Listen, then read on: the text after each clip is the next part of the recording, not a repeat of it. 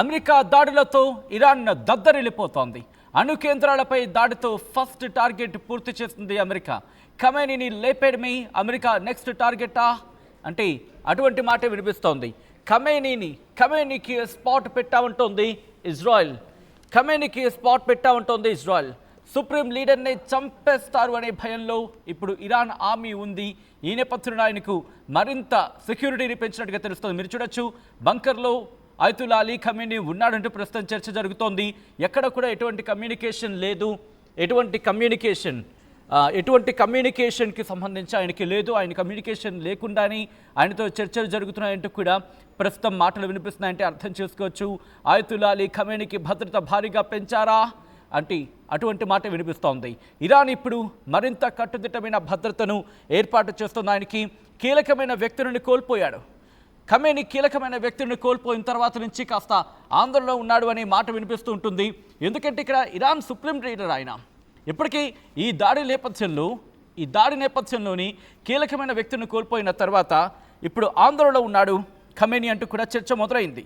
నేను just example చెప్పే ప్రయత్నం చేస్తున్నాను, ఎందుకంటే ఎవరెవరు మరణించారనేది చెప్పే ప్రయత్నం చేస్తా. చీఫ్ ఆఫ్ స్టాఫ్ మహమ్మద్ బఘేరీ, ఆయన ప్రధాన సైనికాధికారి బాంబు దాడిలో మృతి చెందారు. దాంతోపాటు మరీ ముఖ్యంగా ఖమేనీకి అత్యంత ఆప్తుడు, అత్యంత సన్నిహితుడైన. ఆ తర్వాత మాట్లాడుకుంటే IRGC commander in chief Hussain salami, ఈయన కూడా కీలకమైన వ్యక్తి. ఆ తర్వాత గోలం అలీ రషీద్. ఇక్కడ మాట్లాడుకుంటే కేంద్ర కమాండర్, వాళ్ళ సెంట్రల్ కమాండర్. అలాగే అమీర్ అలీ హజీజాదే ఐఆర్జీసీకి సంబంధించి కమాండర్. అలాగే దావూద్ షేక్ ఖైన్. ఇలా మాట్లాడుకుంటూ పోతే కీలకమైన వ్యక్తులు మరణించిన సందర్భం. న్యూక్లియర్ శాస్త్రవేత్తలు మరణించారు 21-22 దాడుల్లో. మరి ముఖ్యంగా మాట్లాడుకున్న సందర్భంలో ఖుద్స్ ఫోర్స్కి సంబంధించి పాలస్తీనా విభాగం అధికారిగా మాట్లాడుకున్న వ్యక్తి కూడా మరణించిన సందర్భం. ఇలా అనేక మంది మరణించడంతో ప్రస్తుతం supreme leader Ayatollah Ali Khamenei అజ్ఞాతంలోకి వెళ్ళిపోయాడా, ఇప్పుడు బంకర్లు దాక్కున్నాడా అంటే అవునని మాట వినిపిస్తోంది. మరి ముఖ్యంగా ఎక్కడా కూడా కమ్యూనికేషన్ లేదు. ఒకనొక సందర్భంలో వాట్సాప్ కూడా వాడడం మానేయండి అంటూ డైరెక్షన్స్ ఇచ్చారంటే అర్థం చేసుకోవచ్చు. ఆయన మీరు చూడొచ్చు, బంకర్లో అయతుల్లా అలీ ఖమేనీ ఉన్నాడంటూ ఆ వీడియో ప్రస్తుతం సోషల్ మీడియాలో చక్కర్లు కొడుతోంది. ఇరాన్ ఆర్మ్డ్ ఫోర్సెస్ ఇప్పటికే తమ పనులను వేగవంతం చేస్తున్నాయి. ఎలాగైనా ఇటు అయతుల్లా అలీ ఖమేనీని లేపేస్తారు అని చెప్పి వాళ్లకు ఒక బలమైన నమ్మకం కుదురుతోంది, ఒక బలమైన ఆరోపణ వినిపిస్తోంది ఇరాన్కి. ఈ నేపథ్యంలో ఈరోజు రాత్రికో, రేపటికో, లేకపోతే రేపటి ఉదయానికో, లేకపోతే వచ్చే వారం 10 రోజుల్లోని ఈ దాడులు జరగచ్చు అంటూ కూడా ప్రస్తుతం చర్చ జరుగుతున్న తరుణంలో ఇప్పుడు ఏం జరిగే అవకాశం ఉంది? దీనికి సంబంధించి విస్తృతమైన చర్చ జరుగుతోంది. ఇటు రష్యా అండగా వస్తే తప్ప ఇటు బయటకు వచ్చే సందర్భాలు లేవా? మరి ముఖ్యంగా ఏం జరగబోతోంది? ఇంకొక మాట నేను చెప్పే ప్రయత్నం చేస్తాను. తన తర్వాత ఎవరు ఉండబోతున్నారు ఇప్పటికే? ఎందుకంటే లీడర్స్ సాధారణంగా చూస్తూ ఉంటాం, లీడర్స్ అనేవాళ్ళు ఉండగానే ఇంకొకరిని తయారు చేస్తూ ఉంటారు, ఇంకొకరిని రెడీ చేసుకుంటూ ఉంటారు. సో ఈ నేపథ్యంలో Iran supreme leader Ayatollah Ali Khamenei ఒకవేళ తాను చనిపోతే తన స్థానంలో 3 సీనియర్ మతాధికారులలో ఒకరిని చీఫ్గా ప్రకటించాలని అధికారులకు ఆదేశాలు ఇచ్చాడంటూ న్యూయార్క్ టైమ్స్ చెప్పుకొచ్చిందంటే అర్థం చేసుకోవచ్చు. This is very clear for them. వాళ్ళకి చాలా క్లారిటీ ఉంది, ఏదైనా జరగచ్చు. బట్ ఇక్కడ ట్రంప్ చెప్పిన దాని ప్రకారం, మా ఉద్దేశము, అమెరికా చెప్పిన దాని ప్రకారం, ఇజ్రాయెల్ చెప్పిన దాని ప్రకారము ఇక్కడ అయతుల్లా అలీ ఖమేనీ లేపేయడం మాకేదో పెద్ద పని కాదు. లేపేయడం అంటే చాలా ఈజీ మాకది. వాడు ఎక్కడున్నాడో తెలుసు, ఇదే పదం. వాళ్ళు ఎక్కడున్నాడో తెలుసు, వాడిని ఎలా కొట్టాలో మాకు తెలుసు. కానీ వాడిని కొడితే మాకేం కలిసి వస్తుంది? వాడిని కొట్టం, కానీ డీల్ కుదుర్చుకోకపోతే మాత్రం దారుణాతి పరిస్థితుల్లో ఎదుర్కోవాల్సి ఉంటుందంటే ఇరాన్కి హెచ్చరికలు జారీ చేశాడు ట్రంప్. ఆ తర్వాత పరిణామాలు చూసాం. ఈరోజు ఉదయం వరుస బాంబులతో విరుచుకుపడింది, బంకర్ బాంబులను విసిరిపడేసింది. ఇప్పుడు ఇదే ఖమేనీకి సంబంధించి మాట్లాడుకుంటున్న సందర్భం. అసలు ఎందుకు వీళ్ళు శత్రువులుగా మారాడు అనే అంశానికి సంబంధించి మాట్లాడుకున్న క్రమంలో ఎప్పుడైతే ఇన్ఫాక్ట్ ఒక విధంగా చెప్పాలంటే ఇరాన్ ఇజ్రాయెల్ కూడా ఒకప్పుడు దోస్తానం ఉండింది. అవును, మీరు విన్నది నేనంత అక్షరాలు నిజం. కానీ మారిన పరిణామాల నేపథ్యంలో ఇజ్రాయెల్కి అమెరికా మద్దతు, లేకపోతే ఆ ఈక్వేషన్ నేపథ్యంలో అది కాస్త వీళ్ళిద్దరి మధ్య వైరాన్ని పెంచింది. ఆఫ్కోర్స్ ఇంకా చాలా కారణాలు ఉన్నాయి, ఇది కూడా ఒక కారణం అనే చర్చ ఉందంటే అర్థం చేసుకోవచ్చు. సో ఇప్పుడు ఇదే ఇజ్రాయెల్ని వేసేస్తాం, పీకేస్తాం, లేపేస్తాం అంటూ ఇరాన్ చెబుతూ ఉంటే ఇప్పుడు ఇరాన్ డైలాగ్ మారింది. అమెరికా అధ్యక్షుని కూడా లేపేస్తాం అంటూ గతంలో చెప్పుకొచ్చిన సందర్భం. ఎవరు? ఇజ్రాయెల్ అంటుంది ట్రంప్ని లేపేయడానికి, లేకపోతే అమెరికా అధ్యక్షుని లేపేయడానికి సిద్ధంగా ఉన్నాం, ఆ ప్రణాళికలు ఏవో ఉన్నాయంటూ కూడా ఇజ్రాయెల్ చెప్పిన సందర్భాన్ని ఇక్కడ మనం గుర్తు చేసుకోవచ్చు. వీరిని ఇలా విడిచిపెడితే లాభం లేదు, రేపటికి ఎప్పటికైనా మనకి ప్రమాదమే అంటూ ఈ కోణంలోని ప్రస్తుతం అడుగులు వేస్తోందా ఇరాన్? ఏం చేయబోతోంది? రష్యా ఊతమిస్తుందా, మద్దతిస్తుందా? ఏం జరిగే అవకాశం ఉంది? ఆ ముగ్గురు ఎవరు? ఖమేనీ తర్వాత రాబోయే ముగ్గురు ఎవరు? ఏం జరగబోతోంది? ఎటువంటి ఈక్వేషన్స్ని ఫాలో అవుతోంది ఇరాన్? ఇవన్నీ కూడా డీటెయిల్గా మాట్లాడుకునే ప్రయత్నం చేద్దాం. నాతో పాటు నా కొలీగ్ నందు అప్డేట్స్ అందించేందుకు సిద్ధంగా ఉన్నారు. నందు దగ్గరికి వెళ్ళే ప్రయత్నం చేస్తున్నాను. నందు, అయతుల్లా అలీ ఖమేనీకి సంబంధించి ప్రస్తుతం ఎటువంటి భద్రతను ఏర్పాటు చేయడం జరుగుతోంది Iran? At the same time ఎలాగైనా సరే ఇటు అమెరికన్ అయతుల్లా అలీ ఖమేనీని లేపేయచ్చు అనే చర్చ కూడా జోరందుకుంటోంది. అఫ్కోర్స్ ఇరాన్ కూడా ఈ అంశానికి సంబంధించి బలంగా నమ్మింది, అందుకే బంకర్లోకి ఖమేనీని పంపించిన సందర్భం. ఎలా ఉంది ప్రెసెంట్ సిచ్యువేషన్ అక్కడ? అంటే సచిన్ క్లియర్గా ఒకటే మాట, ఆపరేషన్ ఖమేనీ అనేది నడుస్తుంది. కాకపోతే ఒక విషయం ఏంటంటే అమెరికా వైఖరి తెలిసిన ఎవరైనా సరే ఈజీగా అర్థం చేసుకోగలిగేది. అమెరికా వైఖరి మనం ఒకసారి ముందు నుంచి అబ్జర్వ్ చేయొచ్చు. లిబియాలో చూడొచ్చు గడాఫీ పరిస్థితి, ఆ తర్వాత సదాం హుస్సేన్ పరిస్థితి మనం చూసాం, ఇరాక్లో, అలాగే సిరియాలో పరిస్థితి చూసాం, ఆఫ్ఘనిస్తాన్లో కూడా ఆల్మోస్ట్ అక్కడ పరిస్థితికి వాళ్లే కారణం. ఒక రకంగా అక్కడ ఏదో మేము హెల్ప్ చేస్తున్నాం అని చెప్పినప్పటికీ కూడా, అంటే పాము ఎంత బలమైందనే సరే తల గనక తీసేస్తే ఇక పాము శరీరం పనికిరాదు అన్నట్లుగా ఆ దేశం అధ్యక్షులు ఎవరైతే ఉంటారో, ఆ దేశం సుప్రీం లీడర్స్ ఎవరైతే ఉంటారో వాళ్ళని ఒక్కసారి తప్పించేసాము అంటే ఇక సమస్య ఉండదు అనేది అమెరికా విధానంగా మనకు కనిపిస్తుంది. ఇంతకుముందు నేను చెప్పిన ఈ 4-5 దేశాల్లో పరిస్థితిని కూడా అలాగే వాళ్ళు సార్ట్అవుట్ చేసుకున్నటువంటి పరిస్థితి. ఈ నేపథ్యంలోనే అమెరికా సపోర్ట్ ఎప్పుడైతే ఇజ్రాయెల్కు ఉంది అని, అంటే ఈ యుద్ధంలో ఎప్పుడైతే వాళ్ళు సపోర్ట్ చేస్తున్నారు అని పూర్తిగా గమనించారో ఇరాన్ జాగ్రత్త పడింది. అలాగే సుప్రీం లీడర్ వెళ్ళి ఒక సేఫ్ ప్లేస్లో దాక్కున్నారు. ఎందుకంటే మెయిన్ టార్గెట్ ఇక్కడ బాంబులు వేసి ఏదో ఇరాన్ని ఏదో చేసేస్తారు అనే దానికంటే కూడా ముందు ఈ సుప్రీం లీడర్ని కనుక అడ్డు తొలగించుకుంటే ఇక దేశం వీక్ అయిపోతుంది ఎలాగో అనేది అమెరికా స్ట్రాటజీగా ఉంటుందని తెలిసే ఖమేనీ ముందుగానే దాక్కున్న పరిస్థితి మనకు కనిపించింది. అయితే ఖమేనీకి సంబంధించినటువంటి లొకేషన్ మాకు తెలుసు, ఎక్కడున్నాడో తెలుసు అని అమెరికా మొదటి నుంచి చెప్తున్నప్పటికీ కూడా ఖచ్చితంగా ఖమేనీ ఎక్కడున్నాడు అనేది అమెరికాకి తెలియదు అనేది అందరికీ తెలిసిన విషయమే. కాకపోతే ఇక్కడ ఒకటేంటంటే there are some soft spots, కొన్ని బ్లాక్ స్పాట్స్ను ఉన్నాయి. ఏవి? అమెరికా ఫలానా చోట ఖమేనీ ఉండుండొచ్చు అంటూ కొన్ని స్పాట్స్ని గ్యాదర్ చేసుకోగలిగింది. ఒక 6-7 స్పాట్స్ ఏవో గ్యాదర్ చేసుకున్నారని, ఆ ప్లేసుల్లో ఎక్కడైనా ఉండుండొచ్చు, కానీ ఎక్కడున్నారో ఖచ్చితంగా తెలియదు.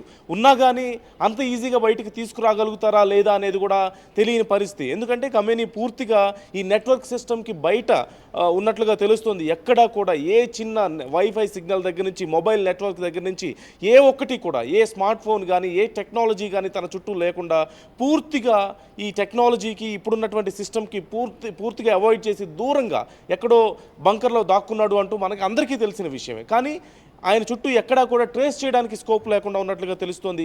అతి తక్కువ మంది నమ్మకస్తుల మధ్యలో ఆయన తను ఎక్కడో దాక్కున్నాడు అంటూ అందరికీ తెలిసిన విషయం. కానీ అమెరికా దగ్గర నిజంగా క్లియర్గా స్పాట్ ఉందా, ఖమేనీ ఎక్కడున్నాడు అనేది తెలిసిందా అంటే ఖచ్చితంగా తెలియదు. తెలిసుంటే అసలు ఇంత దాకా వచ్చేది కాదు అనేది మాత్రం అందరికీ తెలిసిన విషయమే. ఎందుకంటే అమెరికా డైరెక్ట్గా నిన్న యుద్ధంలో ఇన్వాల్వ్ అవ్వాల్సిన పరిస్థితి ఉండదు. ఈ వేసే బాంబులో ఒకటి తీసుకెళ్లి ఖమేనీ మీద వేసేసేది, కేల్ కథం, ఇక్కడతో అయిపోయేది అసలు పూర్తిగా పని. కానీ అమెరికాకి ఆ స్కోప్ లేదు కాబట్టే డైరెక్ట్గా వార్లో ఇన్వాల్వ్ అవ్వాల్సిన పరిస్థితి ఇక్కడ వచ్చిందనేది మాత్రం అర్థమవుతుంది జరుగుతున్నటువంటి సిచ్యువేషన్స్ చూస్తుంటే. కానీ అమెరికా స్ట్రాటజీని కూడా ఇక్కడ మనం ఇంకో రకంగా అర్థం చేసుకోవాలి. అంటే ఈ 2 దేశాల మీద యుద్ధం కొనసాగుతోంది. సో నిన్న మనం కూడా మాట్లాడుకున్నాం, ఏదో కొలిక్కి తీసుకొచ్చే ప్రయత్నం ఇలా కాదు అని చెప్పేసి అమెరికా కొంత ఇన్వాల్వ్ అయింది. బాంబులు వేయడం కానీ, వాళ్ళ న్యూక్లియర్ స్టోర్స్ మీద ధ్వంసం చేసే ప్రయత్నం కానీ మనం చూసాం. అంటే ముఖ్యంగా ఇటు ఫోర్డ్ కానీ, నతాజ్ కానీ, ఇస్ఫహాన్ మీద దాడి చేయడం, మేమేదో పెద్ద డిస్ట్రాయ్ చేసామని చెప్తున్నప్పటికీ కూడా, ఇరాన్ నష్టపోయామని చెప్తున్నప్పటికీ కూడా ఈ న్యూక్లియర్ స్టోర్స్ ఏవైతే ఉన్నాయో పూర్తిగా అవి ధ్వంసం అవ్వలేదు. ఇంకా యురేనియం స్టోరేజ్ అనేది ఇరాన్ దగ్గర క్లియర్గా ఉంది అని వాళ్ళు ఒక రకంగా చెప్పుకుంటున్నటువంటి పరిస్థితి. And they are going to retaliate. ఒక పక్క రష్యాతో ఇప్పటికే కాంటాక్ట్ అవుతున్నటువంటి పరిస్థితి కూడా మనకు కనిపిస్తుంది. సో ఇది ఒక సినారియో. అంటే అమెరికా మేమేదో పెద్ద నష్టం చేసాం, ఇప్పుడు కోలుకునే పరిస్థితి లేదు ఇరాన్ అని చెప్తున్నప్పటికీ కూడా ఇరాన్ తిరిగి అమెరికా నష్టపోతుంది అంటూ వార్న్ చేస్తున్నటువంటి పరిస్థితి, రష్యాని అప్రోచ్ అవుతున్నటువంటి పరిస్థితి కూడా మనకు కనిపిస్తుంది. మనం ఏదైతే మెయిన్ టాపిక్ ఖమేనీ నిజంగా అమెరికాకి తెలుసా ఖమేనీ ఉన్న ప్లేస్ అంటే ఖచ్చితంగా తెలియదు. కొన్ని సాఫ్ట్ స్పాట్స్ అయితే ఉన్నాయి, అంతవరకు అయితే నిజం. దాని మీద ఇప్పుడు అమెరికా ఎక్సర్సైజ్ చేసే పరిస్థితి అయితే కనిపిస్తుంది. ఎందుకంటే ఇక పూర్తి స్థాయిలో యుద్ధాన్ని కొనసాగించదు ఖచ్చితంగా అమెరికా. బ్యాక్లాష్ వస్తుంది వరల్డ్ వైడ్గా అన్ని దేశాల నుంచి కూడా. ఖచ్చితంగా అమెరికా మీద కూడా ప్రెషర్ పెరుగుతుంది. మరోవైపు రష్యాని అప్రోచ్ అవుతున్న తరుణంలో ఇరాన్ ఇప్పుడు ఎందుకు మరీ ఓవర్ రిస్క్ స్టేజ్కి వెళ్ళే పరిస్థితి అమెరికా లేదు కాబట్టి ఇక పాము తల మీద టార్గెట్ చేసే పని కనిపిస్తుంది. సో ఈ నేపథ్యంలోనే ఇక పూర్తి స్థాయిలో ఖమేనీ ఎక్కడున్నాడు అనే వెతికే పనిలో అమెరికా ఉండే అవకాశం అయితే ఖచ్చితంగా ఉంది. దానికి సంబంధించి ఎక్సర్సైజ్ వర్కౌట్ చేస్తున్నట్లుగా మనకు సమాచారం అందుతోంది. మరోవైపు ఖమేనీ ఏం చేయబోతున్నాడు, ఇప్పుడు ఖమేనీ తర్వాత ఏం జరగబోతోంది అనేది కూడా ఒకటి. అంటే చాలా రోజుల నుంచి ఉన్న విషయం ఏంటంటే ఇప్పుడు యుద్ధం కారణంగానే కాదు, ఖమేనీకి హెల్త్ ఇష్యూస్ కారణంగా కూడా, అంటే వయసు పైన పడడం, హెల్త్ ఇష్యూస్ కారణంగా కూడా నెక్స్ట్ ఎవరో ఒక వారసుని ఆ ప్లేస్లో పెట్టాలి అని చెప్పేసి వర్కౌట్ జరుగుతున్నమాట వాస్తవమే. కానీ ఇప్పుడు యుద్ధం పరిస్థితుల వైపు మరోవైపు అమెరికా టార్గెట్లో ఉన్న నేపథ్యంలో ఇక తప్పనిసరి పరిస్థితుల్లో వీలైనంత త్వరగా ఈ ఎక్సర్సైజ్ పూర్తి చేయాలని ప్లాన్ లో ఉన్నారు. టార్గెట్ గా కనిపిస్తున్న సందర్భంలో మిజైల్స్ ని ప్రిపేర్ చేస్తున్నా, ఎందుకంటే అంత ఈజీ కాదు. ఎక్కడో ఉన్న ఇరాన్ని ఎక్కడో ఉన్న అమెరికా కొట్టడం అంటే ఈజీ కాదు. అక్కడున్న అమెరికా బేసెస్ నుంచి స్ట్రైక్ చేయాలంటే కనుక ఆయా దేశాలకు సంబంధించి కూడా ఒకసారిగా ఇబ్బందికర వాతావరణం తలెత్తుతుంది. ఆ ర్యాపు దెబ్బతినే అవకాశం ఉంది. సో అమెరికా వ్యూహం ఏంటి, ఇజ్రాయెల్ వ్యూహం ఏంటి, ఏం జరుగుతుంది అనుకోవచ్చు? ఎటువంటి సాధ్యాన్ని పరిశీలిస్తున్నారు రెండు దేశాలు కూడా? అంటే ఖమేనీ విషయంలో అమెరికా ఎలా దెబ్బ కొట్టబోతుంది అంటే నిజంగా ఇరాన్ లోపలికి వెళ్ళి అమెరికా డైరెక్ట్గా దెబ్బ కొట్టడం అంటే పెద్ద విషయం ఏం కాదు. ఇప్పుడు డైరెక్ట్గా వాళ్ళ న్యూక్లియర్ బేసిస్ మీద బాంబ్స్ వేసిన తర్వాత రెండోది ఆల్రెడీ మనం నిన్న మ్యాప్స్లో కూడా మనం ఎక్స్ప్లెయిన్ చేసాం సచిన్, మన ఇద్దరం లైవ్లో ఉన్నప్పుడే.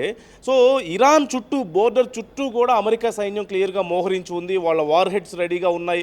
ఎక్కడ చూసినా సరే పూర్తిగా ఆ బోర్డర్ అంతా కూడా అమెరికా తమ సైన్యం పరిధిలోకి తీసుకున్నటువంటి పరిస్థితి మనం చూసాం. బోర్డర్లో ఎక్కడ చూసినా సరే ఇలాంటి సిచ్యువేషన్స్లో అమెరికా డైరెక్ట్గా ఇన్వాల్వ్. ఇప్పుడు పాకిస్తాన్ విషయంలో చూసాం, ఓకే ఓకే ఓకే అని చెప్తూనే పాకిస్తాన్లోకి వెళ్ళింది, బిన్ లాడెన్ని చంపేసినటువంటి పరిస్థితి మనం చూసాం.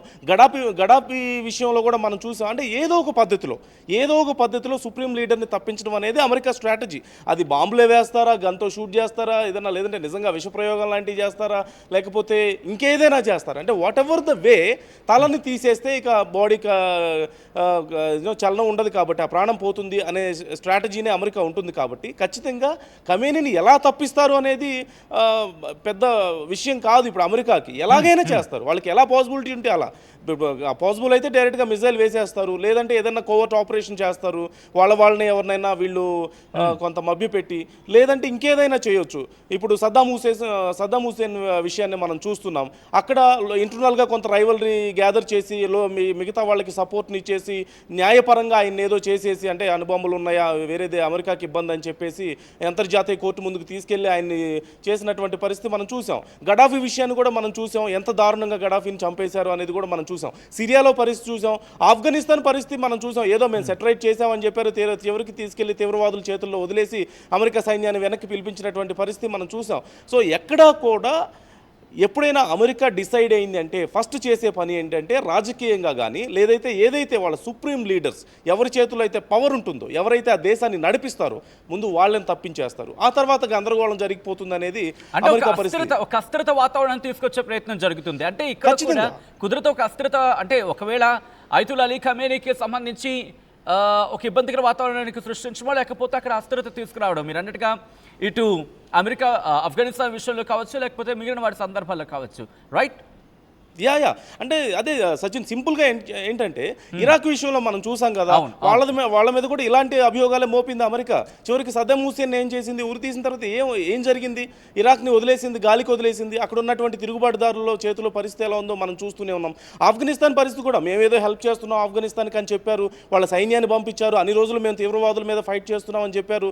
తీరా చూస్తే తీవ్రవాదుల చేతుల్లో వదిలిపెట్టేసి దేశాన్ని నిర్దాక్షిణ్యంగా, అంటే టెంపరీగా ఏదో ఒక హెడ్ను పెట్టారు, ఓకే సెట్ అయిపోయిందని చెప్పేసి తీవ్రవాదుల చేతుల్లో నిర్దాక్షిణ్యంగా ఆఫ్ఘనిస్తాన్ వెళ్ళిపోతుందని తెలిసి కూడా వదిలేసి వెనక్కి వెళ్ళిపోయిన పరిస్థితి మనకు కనిపిస్తూనే ఉంది.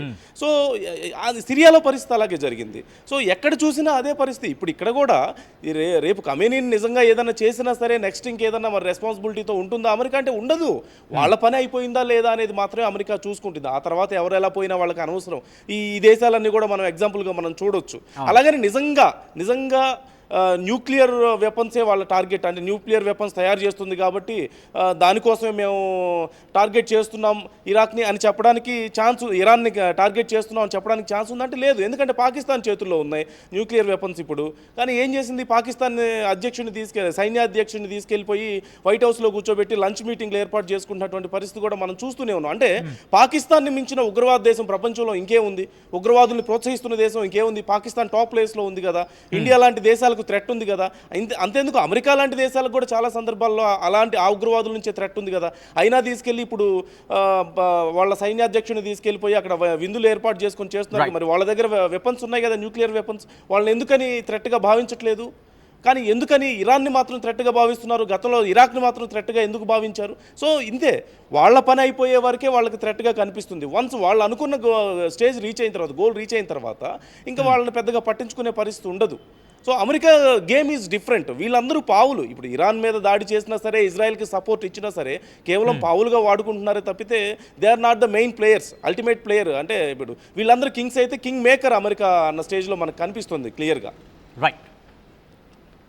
రైట్ నందు, ఒక్కసారి మీరు లైన్లో ప్రయత్నం చేయండి. మొత్తంగా అయితే మాత్రం ప్రస్తుతం ఆందోళనకర వాతావరణం కనిపిస్తోంది. మరీ ముఖ్యంగా ఆ దాడుల తీవ్రతను మీరు చూడొచ్చు. This is the disturbing content, viewer description is advised. ఈ కథనం మిమ్మల్ని కాస్త కలవరపరచచ్చు. దీనికి సంబంధించి తగిన జాగ్రత్తలు తీసుకోవాలని ఆర్టీవీ సూచించడం జరుగుతోంది. ఆయతుల్లా అలీ ఖమేనీ ఈ రోజు రాత్రికో లేకపోతే వారం రోజుల్లోనూ ఇక ఇబ్బందికర వాతావరణంలో కనిపించబోతున్నాడా? అసలు కనిపించే అవకాశం ఉంటుందా? అమెరికా అవకాశం ఇస్తుందా? ఇప్పటికే ఖమేనీ టార్గెట్ చేస్తుందా? ఆ మారుతున్న పరిణామాల బట్టి చూస్తూ ఉంటే ఏదో బిగ్ స్కెచ్ వేస్తుంది అమెరికా అనేది ఇప్పుడు కలుగుతున్న అనుమానం. అమెరికా దాడులతో దద్దరిల్లిపోయింది ఇరాన్. అణు కేంద్రాలపై దాడితో ఫస్ట్ టార్గెట్ పూర్తి చేస్తుంది అమెరికా. ఇటుపై మరిన్ని దాడులు ఉంటాయంటూ హెచ్చరిస్తోంది. ఆ దాడుల లక్ష్యం ఏంటి? ఖమేనీని లేపేయడమే అమెరికా నెక్స్ట్ టార్గెటా? ఖమేనీకి స్పాట్ పెట్టా ఉంటుంది ఇజ్రాయెల్. సుప్రీం లీడర్ను చంపేస్తారనే భయంలో ఉంది ఇరాన్ ఆర్మీ. ఆయతుల్లా అలీ ఖమేనీని భద్రత భారీగా పెంచింది.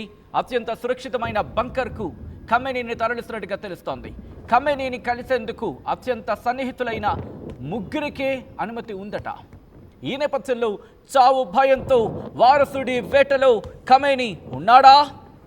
ముగ్గురి పేర్లు ఇప్పటికే సూచించాడా అంటే అవుననే మాటే వినిపిస్తోంది. ఒక్కసారి వాటి గురించి కూడా మాట్లాడుకునే ప్రయత్నం చేద్దాం. ఇప్పటికే ఒక సీక్రెట్ బంకర్లో తలదాచుకున్నాడు ఖమేనీ. ఒక్కసారి ఇన్ డీటెయిల్గా వెళ్లే కన్నా ముందు దాడులకు సంబంధించిన ఆ తాజా దృశ్యాలను చూద్దాం.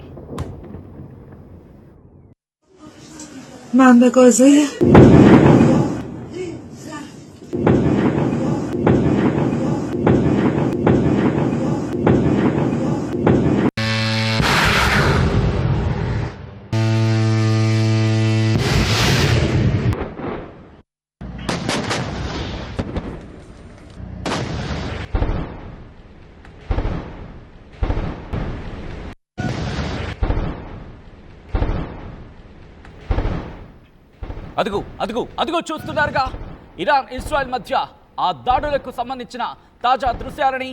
ఒక్కసారిగా ప్రపంచం ఉలిక్కి పడింది. మరి ముఖ్యంగా బంకర్లో దాచుకున్న ఖమేనీ ఇక బతకడం కష్టమేనా?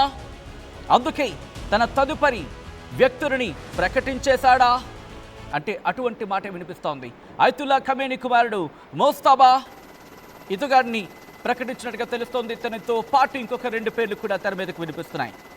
మరి ముఖ్యంగా ఇతగాడు ఇస్లామిక్ రెవల్యూషనరీ గార్డ్స్ కార్ప్స్కి సంబంధించి సన్నిహితుడైన మతాధికారి. ఈయన సుప్రీం చీఫ్ రేస్లో ఉన్నాడు అనే వార్తలు వినిపిస్తున్నాయి. అయితే ఆ తర్వాత ఎవరు? ఈ అంశానికి సంబంధించి ఇజ్రాయెల్ రక్షణ మంత్రి ఇజ్రాయెల్ కాట్జ్ ఒక అంశాన్ని ప్రస్తావించిన సందర్భం, ఆఫ్ కోర్స్ అది ఇంకా మరింత డీటెయిల్గా అనుకోవచ్చు కానీ బట్ ఇప్పుడున్న పరిస్థితుల్లో ముగ్గురి పేర్లు వినిపిస్తున్నా. మొదటి పేరు మాత్రం ఇతని పేరే వినిపిస్తోంది. ఖమేనీ వారసులు ఎవరు కాబోతున్నారు? ఇప్పటికీ ఖమేనీకి క్లారిటీ వచ్చేసిందా? ఈ నేపథ్యంలోనే ఖమేనీ బంకర్లోకి వెళ్ళిపోయాడా? పేర్లను కూడా ప్రకటించేశాడా అంటే అవునైన మాట వినిపిస్తోంది. ఆ పేర్లు నేను చెప్పబోతున్నా, మీరు అలాగే చూస్తూ ఉండండి. మరికొద్దిసేపట్లోని ఆ 3 పేర్లు చెప్పబోతున్నా. ప్రకటించిన ఆ 3 పేర్లను నేను మీకు వినిపించబోతున్నా. యావత్ ప్రపంచం ఉత్కంఠతో ఎదురు చూస్తోంది. ఎందుకంటే ఇటు అమెరికా తీసుకునే ప్రతి చర్య, అమెరికా వేసే ప్రతి అడుగు ఇటు ప్రపంచం వైపే. ఎందుకంటే ఆ పరిణామాన్ని ఎదుర్కోవాల్సింది యావత్ ప్రపంచం కాబట్టి. ఈ నేపథ్యంలోనే వారసుని ప్రకటించాడు supreme leader Ayatollah Ali Khamenei అంటూ చెప్తున్న నేపథ్యంలో ప్రస్తుతం జరుగుతున్న ఆ దాడులకు సంబంధించి తాజా దృశ్యాలను చూద్దాం. ఆ తర్వాత ఆ వారసుల పేర్లు ఎవరు అనేది నేను చెప్పే ప్రయత్నం చేస్తాం. విజువల్స్ చూద్దాం.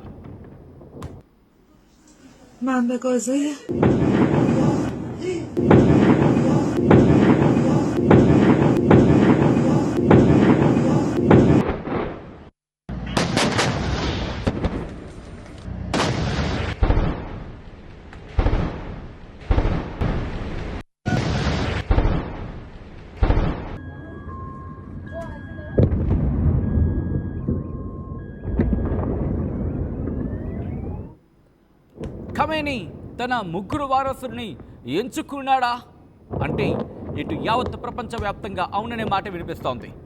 దాంట్లో ప్రస్తుతం వినిపిస్తున్న పేరు గులాం హుస్సేన్ మొహ్సెనీ. ప్రస్తుతం ఇరాన్కి ప్రధాన న్యాయాధికారిగా ఉన్నాడు. ఇతని పేరు ఉందంటూ కూడా చర్చలో ఉంది. ఆ తర్వాత మొహ్సెన్ ఖుమీ, ఈయన కూడా చర్చలో ఉన్నాడు. మొహ్సెన్ అరాకి, ఈయన కూడా చర్చలో ఉన్నాడు. వీళ్లతో పాటు మరికొన్ని పేరు వినిపిస్తున్నప్పటికీ కూడా ప్రస్తుతం వీళ్ళ 3కి సంబంధించి తీవ్రమైన చర్చ జరుగుతుందంటే అర్థం చేసుకోవచ్చు అక్కడ ఎటువంటి పరిస్థితులు ఉన్నాయనేది. ఈ నేపథ్యంలో ఏం జరగబోతోంది అనేది ఇప్పుడు ఆసక్తికరంగా మారింది. ఈ నేపథ్యంలోనే అమెరికా ఇప్పటికీ తన యుద్ధ నౌకలని, యుద్ధ విమానాలని తరలిస్తూనే ఉంది. ప్రపంచం మొత్తం ఇప్పుడు అమెరికా వేసే అడుగుల వైపే చూస్తోంది. ఏం జరగబోతోంది? ఇరాన్ ఇజ్రాయెల్ మధ్య భీకర కాల్పులకు సంబంధించిన తాజా దృశ్యాలను చూద్దాం. ఆ తర్వాత ఇన్ డీటెయిల్గా మాట్లాడుకుందాం. ఈ కథనం మిమ్మల్ని కాస్త కలవరపరచచ్చు. దీనికి సంబంధించి తగిన జాగ్రత్తలు తీసుకోవాలని ఆర్టీవీ సూచించడం జరుగుతోంది. This is the disturbing content, viewer description is advised. ఆ తాజా దృశ్యాలను చూద్దాం.